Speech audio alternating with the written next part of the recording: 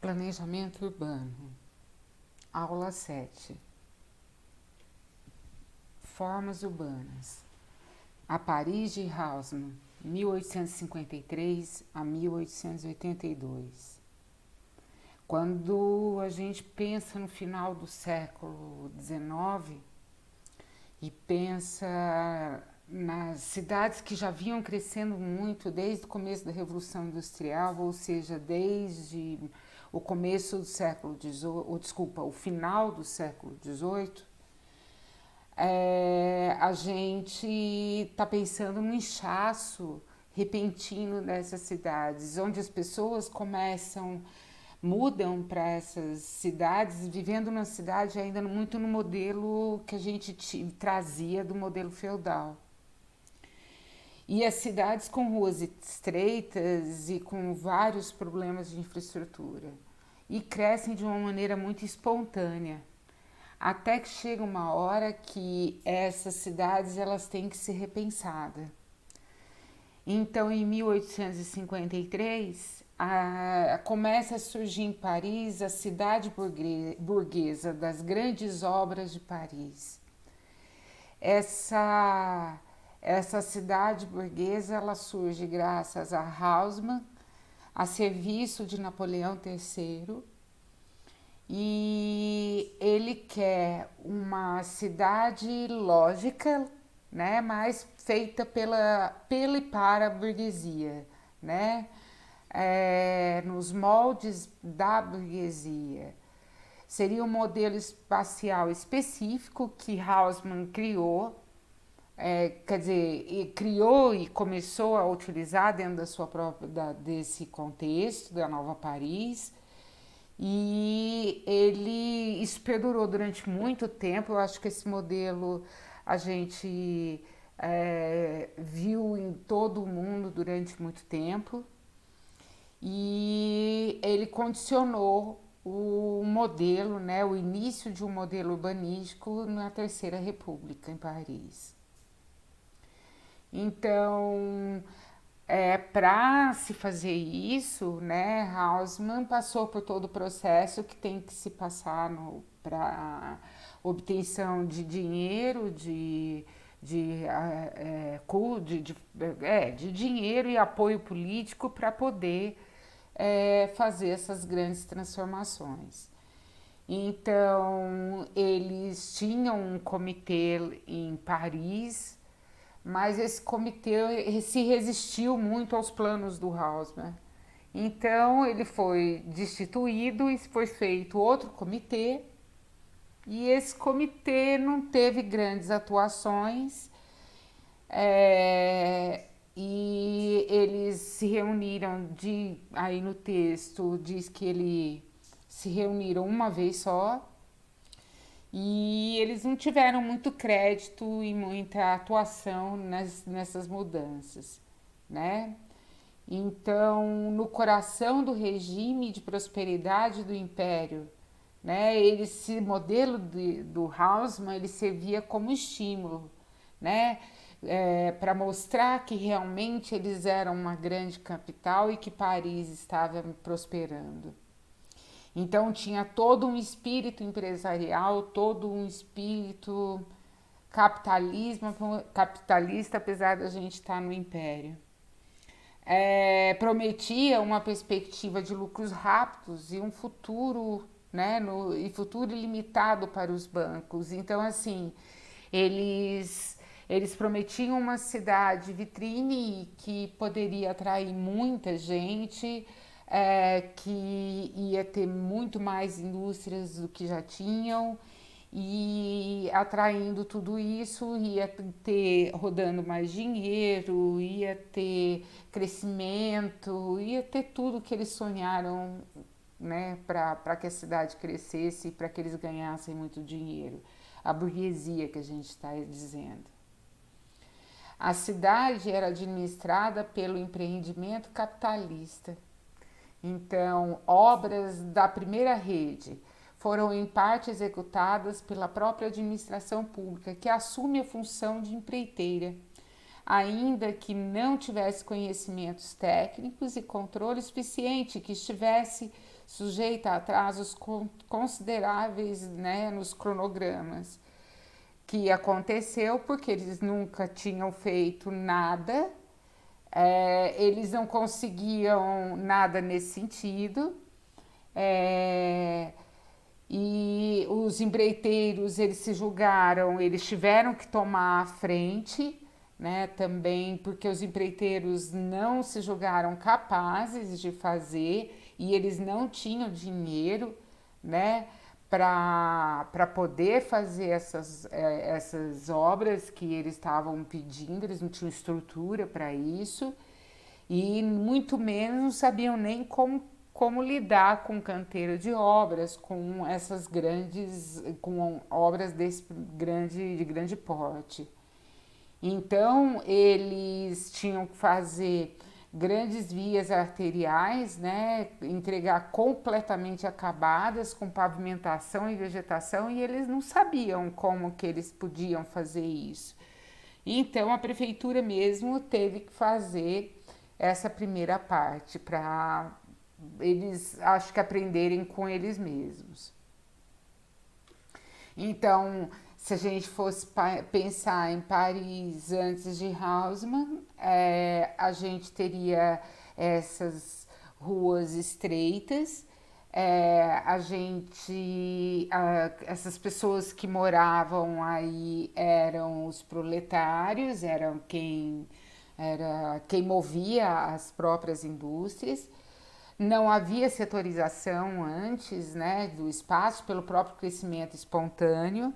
Então, a proposta nova vai ser essa, linda, com avenidas largas, né?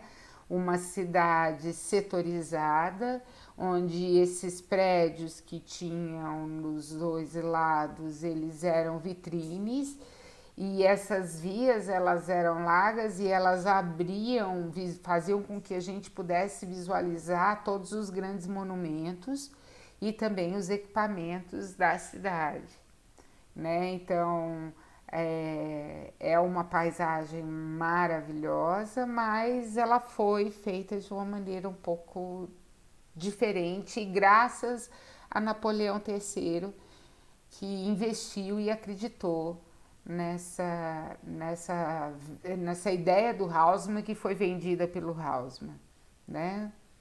Então ele definiu a estrutura na qual se inscreveria a evolução de Paris até os dias de hoje. Simultaneamente, as intervenções feitas no centro histórico levaram à eliminação de alguns bairros pobres, a fim de conferir à cidade uma imagem moderna que correspondesse a uma cidade cosmopolita e comercial, que era essa imagem que eles queriam passar. Então, esses bairros pobres, essas pessoas mais simples ou que não conseguiam, não bancariam essa estrutura, é criado um novo setor para elas morarem, um novo local para elas morarem. O mecanismo econômico desaparece sobre argumentos técnicos que, por sua vez, eram ocultados por pretextos estéticos. A cultura clássica foi tomada como referência, ao menos superficialmente, e sem o constrangimento das contaminações ecléticas. Na cidade, uma retórica de eixos, de praças marcadas por monumentos, de monumentos distribuídos em uma rede cujos retornos seriam a partir de então visíveis. Pretendia reproduzir as figuras codificadas do sistema clássico. Então, assim, esse contexto, essa ideia de Haussmann, essa proposta de Haussmann, ela resgata a cultura clássica, ela volta ao passado e ela reconstrói essa cultura clássica com algumas nuances, né, algumas diferenças, pela época mesmo em que está sendo construído, que a gente já não está falando nem de renascimento, nem nada disso, a gente tá no barroco.